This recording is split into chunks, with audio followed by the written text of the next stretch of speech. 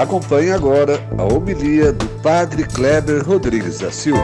Da celebração, retomamos os domingos do tempo comum. Por isso, o primeiro ponto que nós podemos pensar e refletir, qual é o papel dos domingos do tempo comum na construção, no desenvolvimento e na vivência de nossa fé. O tempo comum ele é formado por duas grandes partes. A primeira parte nós vimos logo depois do tempo do Natal, até então antes do início da Quaresma. Foram praticamente 9 semanas que nós caminhamos, acolhendo primeiramente o Jesus que vai organizando a comunidade apostólica e os primeiros passos da missão. Um Jesus que chama, um Jesus que apresenta o que é segui-lo, um Jesus que então propõe a missão para construir o reino. Depois, a segunda parte, nós retomamos por esses dias e os domingos, agora nós vamos até o 34º domingo. Ou seja, temos 24 domingos, 24 semanas, nas quais então nós vamos olhar para a palavra de Deus, de modo particular o Evangelho, e ver as consequências daquela primeira parte do tempo comum, ou seja, aquilo que Jesus vai colocar em prática depois de organizar a comunidade apostólica e depois de organizar os princípios desta missão. Então, a primeira atenção que nós precisamos ter é que a cada domingo que formos à missa, a gente lembrar disso. Nós vamos ouvir a prática de Jesus, o seu dia a dia, os seus deslocamentos, para onde ele vai, com quem ele se encontra, como ele se encontra, como as pessoas vêm até ele, e de modo que então ali ele vai anunciando os sentimentos de Deus por cada uma dessas pessoas. Serão sentimentos, como no Evangelho de hoje, de acolhida e de misericórdia, de bondade, de justiça, de cura, de tudo isso então que torna-se elementos práticos de nossa fé.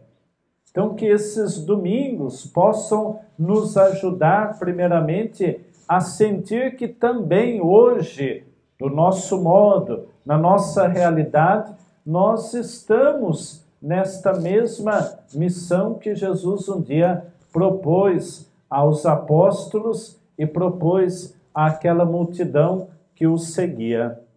Então, viver os domingos do tempo comum é caminhar na força da esperança, expressa então nos paramentos verdes que o padre utiliza, ajudando-nos então a ter a esperança de que nossa fé cada vez mais se concretize. Assim, o tempo comum é um tempo em que nós vamos ouvir, na prática pastoral de Jesus, alguns questionamentos e também a apresentação do reino. Duas expressões vão ser comuns. Primeiro, ouviremos reino de Deus ou ouviremos reino dos céus. Não há diferença. A mesma expressão, mesmo sentido. Ou seja, caminhar nos domingos do tempo comum com Jesus é perceber o que é para ele o reino e como se constrói este reino. Então, um ponto fundamental dos domingos do tempo comum é, quando formos à missa, tentar enxergar como que este reino se expressa para nós hoje. Havia então à época dois conceitos de reino. O primeiro conceito, de acordo com a prática e a lei judaica. E a segunda, aquela que vai nascer da pessoa de Jesus Cristo. Primeiramente, então, o reino era entendido como algo seletivo, ou seja, viria alguém, o Messias, em nome de Deus, selecionaria aqueles que seriam da raça, do povo, da cultura de Israel, e então os colocaria numa realidade em que estariam protegidos, defendidos de tudo aquilo que pudesse, manifestar esta presença de Deus, ou seja, o Deus que os protege, o Deus que o ampara na figura e na pessoa daquele que foi por ele enviado. Do outro lado, nós vamos ter o conceito de reino apresentado por Jesus, não como algo seletivo, não como algo que separa, mas o reino para Jesus será primeiramente uma oferta universal, ou seja, uma oferta a todos. Todos poderão participar do reino de Deus. E aí nós vamos traduzir isso como o caminho da salvação. Então, quanto para um lado a salvação seria para poucos, para um povo, para uma raça, do outro lado nós temos a salvação apresentada por Jesus de uma forma que é aberta para todos. Então, se eu dizia que o tempo comum é um período em que nós vamos observar com quem Jesus se encontra, por que ele se encontra, aqui nós encontramos a resposta. Ele vai se encontrar para oferecer esta consciência da salvação, não como algo restrito, mas como algo universal, ofertado a todos. Então, acompanhar os evangelhos dos domingos do tempo comum é também construindo dentro de nós esta consciência de Jesus, a consciência da salvação como um elemento universal, como um elemento oferecido a todos. Por isso, um exemplo muito prático é de que quando nós vamos crescendo na consciência universal da salvação, nós vamos diminuindo do outro lado nossas atitudes que nos fazem sentir melhores ou que nos fazem sentir capazes de julgar a vida e o comportamento do outro. Então, Jesus apresenta essa proposta do reino indo ao encontro dos pecadores, indo ao encontro daqueles que eram excluídos do sistema político, social e religioso da época. Então, gravem muito bem isso. Caminhar com o tempo comum é aprender com ele o que significa este reino e como ele, então, a partir do nosso comportamento, também é visível no dia a dia de nossa vida. Quando nós olhamos para a palavra de Deus hoje, nós vamos perceber, então, os primeiros elementos aos quais Jesus traduz este sentido do reino. Na primeira leitura da profecia de Oséias, o profetismo de Oséias, ele foi vivido a partir do ano 750 a.C. É um período de muitas guerras, é um período de muitos conflitos. Os reinados não duram muito tempo. E a gente sabe que, consequentemente, isso recai sobre a vida do povo. Cada vez que havia uma guerra, Cada vez que um vencia, tomava o povo, suas terras e tudo aquilo que ele era um período de adaptação, era um período de superação, não só numa ordem de governo, não só numa ordem social, mas o era também numa ordem religiosa. Às vezes um rei tinha uma prática religiosa e ele impunha isso sobre o povo. O outro que vinha trazia outra influência religiosa e isso então virava uma bagunça na cabeça do povo. Consequentemente, essas situações vão gerando no meio da comunidade a prática da idolatria, distanciando-se então do sentido da aliança, daquela proposta que Deus havia feito ao seu povo. Então surge um período, a época do profetismo de Oséias, em que ele precisa trabalhar na comunidade aquilo que é superação desta idolatria com aquilo que é a autenticidade do coração. Quando a gente olha a primeira leitura de hoje, ou como ouvimos, nós vamos dizer assim, nossa, que bonito, que poema bonito, que descrição bonita de Deus. E aqui então estava a preocupação de Oséias, ou seja, construir uma imagem romântica de Deus, construir uma imagem florida, aquela coisa transcendental, longe, distante, daquilo que então seria a realidade e a prática. Então, a primeira leitura de hoje parece um poema bonito. Olha, Deus é isso, Deus é aquilo. Eu vou segui-lo dessa forma. Sabe, aquela coisa cheia de melodrama e cheia, às vezes, dessa fantasia.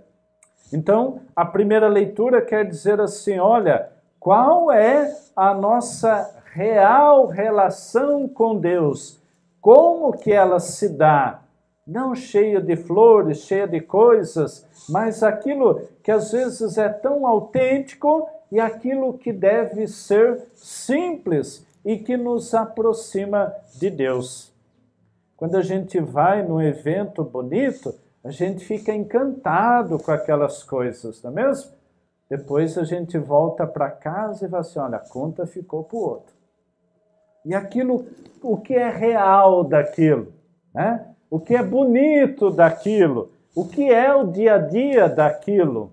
Então, a primeira leitura quer dizer assim, olha, na proposta que a gente busca de relacionar-se com Deus, o que é sincero, o que é autêntico, o que é real, o que é concreto na nossa vida, como parte desta consciência, associando ao Evangelho, da missão e dessa participação na vida de Cristo. Então, caríssimos, a primeira leitura vai dizer o que é real e o que é concreto na nossa vida, tirando as fantasias, tirando aquilo que é romântico, tirando aquilo que às vezes é fantasioso. Vocês, casais, quando um ou outro chega com muito carinho, você já vai dizer o que você está querendo, não é mesmo? Deus também vai dizer assim, meu filho, o que você está querendo? Desenrola logo. Né? Então, por isso, caríssimos, aquilo que às vezes não é real em nós, ele se desfaz logo no dia a dia da nossa vida. E essa era a preocupação de Oséias, o que é real e o que é concreto dentro de nós como prática de nossa fé. Depois, na segunda leitura da carta de São Paulo aos Romanos, é importante a gente lembrar como as comunidades se formaram.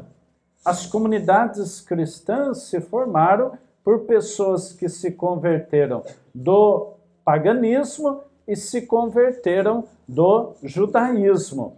Então, nessa experiência de formação da comunidade, Paulo vai ter um desafio, que é ajudar a mudar o comportamento das pessoas. Vamos pensar um pouquinho em nós. Quando nós queremos assumir uma nova postura, quando nós queremos assumir um novo comportamento, a gente não consegue da noite para o dia. Se a gente não tiver uma disciplina, um propósito, um objetivo, uma prioridade, a gente não consegue. Então, as primeiras comunidades cristãs, onde Paulo vai passando, fundando, ele tem um grande problema, que era o conceito de salvação. Para aqueles que vinham do judaísmo e para aqueles que vinham do paganismo, eram realidades totalmente diferentes. Para quem vinha do judaísmo, então continuava aquele conceito seletivo. Quanto provinha do paganismo, qualquer coisa serve para se alcançar a salvação. Então, Paulo precisa trabalhar o elemento da fé. E como ele faz? Ele vai atrás da grande referência para o povo, que era a figura de Abraão e a figura de Sara. O que eles vivem na experiência do chamado, na experiência do abandonar, do seguir aquilo que Deus lhe propõe sem saber aonde ia chegar, como chegaria, como um grande exercício de fé. E ali então Paulo vai trabalhar também todo esse sentido da salvação, não como algo restrito, mas mais uma vez como algo universal e oferecido a todos. E aonde que seria possível isso? A partir da compreensão da fé em Jesus Cristo, que morreu e ressuscitou para salvar a todos, então, desta realidade do pecado, para voltar a estar em comunhão com Deus. A segunda leitura ajuda-nos, então, a pensar na fé como este elemento que nos coloca em comunhão, que nos coloca neste caminho de salvação, ou seja, acreditar naquilo que Cristo propõe e aquilo que é o nosso caminho. Olhando para a segunda leitura, ela cita dois exemplos. Primeiro, a idade de Abraão, cerca de 100 anos. Ou então, o útero de Sara, que já incapaz de conceber. Isso não foi desculpa para eles, para o seguimento, para a adesão, para o compromisso. Hoje bateu um ventinho mais forte, a gente fica em casa e não vai na missa. Eu gosto de celebrar às 7 da manhã. Tempo de junho e julho, na matriz, 7 da manhã, cai a população. Então, bateu um ventinho mais forte, já não vou mais tarde. Aí mais tarde vai para outra coisa e aí quando esquece, já deu outro dia. Então, o que é para nós a fé como algo que se coloca como prioridade? Por isso eu falava da primeira leitura, do sentido daquilo que é autêntico e daquilo que é real. Então, o cuidado que nós precisamos ter para que as coisas, as desculpas não se tornem prioridades diante de um processo de conversão, diante de uma busca pelo reino de Deus. Por fim, caríssimos, no Evangelho nós temos duas partes. A primeira parte, o chamado de Mateus, e a segunda parte, o sentido do banquete. Entendendo, então, essa proposta de uma salvação, oferecida a todos, Jesus vai ao encontro dos pecadores, vai ao encontro, então, daqueles que estavam excluídos de todo esse acesso, de toda esta possibilidade. É lógico que, pela função que exercia, o cobrador de impostos não era amado, não era acolhido. E por isso, então, Jesus vai estar com aqueles que precisam também fazer uma experiência de conversão.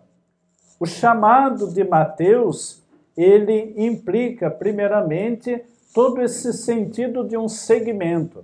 Segue-me, é até uma imposição, segue-me. E há ali, lógico, uma resposta imediata de Mateus, sem perguntar para onde vai, como é que vai ser isso, quanto que vai custar, quanto que vai ganhar, aonde que vai chegar. Mateus prontamente se entrega ao sentido desta missão, respondendo ao segue-me de Jesus. O primeiro sentido deste segue-me é um aspecto vocacional, mas o outro sentido deste segue-me está, então, na compreensão desta oferta da salvação. Porque seguimos a Cristo, porque então nos tornamos participantes da sua vida e da sua missão. O segundo aspecto é o aspecto do banquete. O banquete é para Jesus não só um lugar onde se refazer, né, com a comida, com as suas forças físicas, mas o banquete será para Jesus o lugar de conhecer, o lugar de estabelecer as relações, o lugar de estar junto, o lugar de ouvir, o lugar de ser ouvido. Vocês sabem melhor do que eu. Qual é o lugar mais gostoso de ficar em casa? Às vezes, em torno do fogão de lenha, conversando e batendo aquele papo gostoso. Né? Então, essa experiência, Jesus, então, leva para o sentido do banquete. O banquete que será para ele o lugar onde se criam as relações. A segunda finalidade do banquete para Jesus é ter a consciência de que no banquete de Jesus a mesa nunca estará completa. No banquete de Jesus sempre vai ter um lugar. Ou seja, por mais que chegue alguém, sempre vai ter mais um disposto para acolher o próximo pecador que chegar para participar deste banquete. O que é a Eucaristia para nós? Banquete.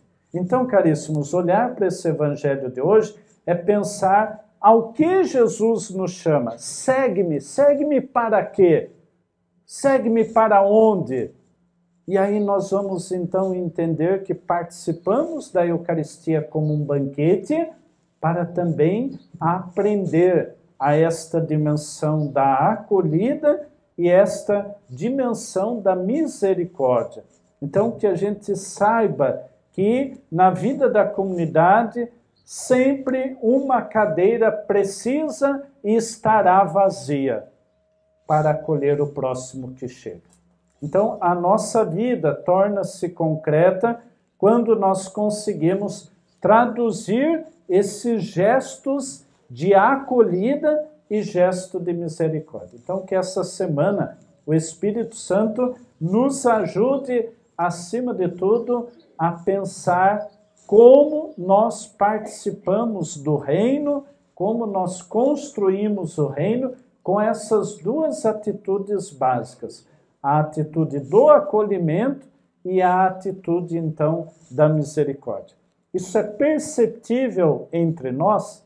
A gente sente, de fato, que é parte desta comunidade, desta paróquia, desta igreja, o outro que chega, eu sei quem sentou do meu lado, o que é isso para nós como parte deste banquete e desta Eucaristia. Então, eu costumo dizer, sempre que peço alguma coisa para Deus, para viver o Evangelho da semana, Ele sempre apronta comigo durante a semana.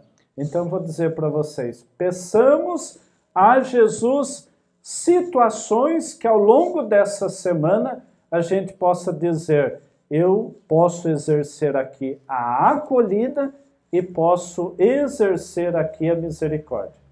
Semana que vem vocês contam para mim o que Jesus aprontou na vida de vocês. Certo?